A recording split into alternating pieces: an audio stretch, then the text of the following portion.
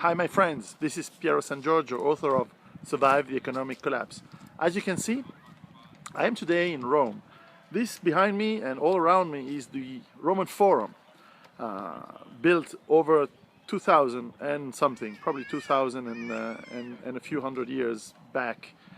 So what always makes me wonder when I'm here in Rome, in this magnificent city, especially in this surrounding, is to reflect and to think on how fragile civilizations are.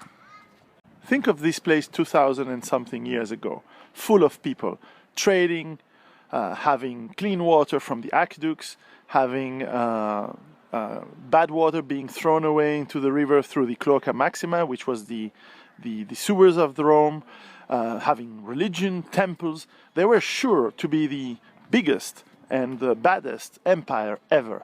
They conquered all the known world for them, which was the Mediterranean basin, and it actually only stopped around the woods of Germany.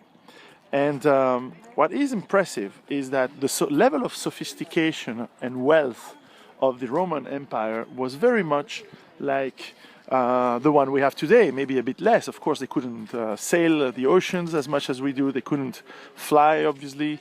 But certainly it is very comparable technology and level of living of what we can see in the early 19th century. And what is interesting is that they also had a democratic system. Actually, in front of you, just now, just on the video, you actually can see the Curia, which was the Senate. So this is where the Roman democracy was working. And this is an amazing place. Of course, you have loud tourists from the US, but that's okay. Now, what's interesting for me is that this is the place to reflect on how fragile civilizations are, as I said. This place disappeared extremely fast. In 490, Rome was sacked. And then was sacked again and again. And I'm not going to dwell on how and why the Roman Empire fell, but certainly it grew more fragile, it grew less strong, the people got mixed with all sorts of people from all over the Mediterranean, and they certainly didn't have the will to conquer and the will to become an empire. All empires fall, whether it's the Spanish Empire, the British Empire, or the American Empire that we are living in, at least in its last years. So think of how big cities, centers of power, can be destroyed and turned into ruins extremely fast. Think that Rome was a city of at least 1.5 million people, and some students say that it was actually 2 million people, which is just an enormous city for the time. And that was in the 3rd century.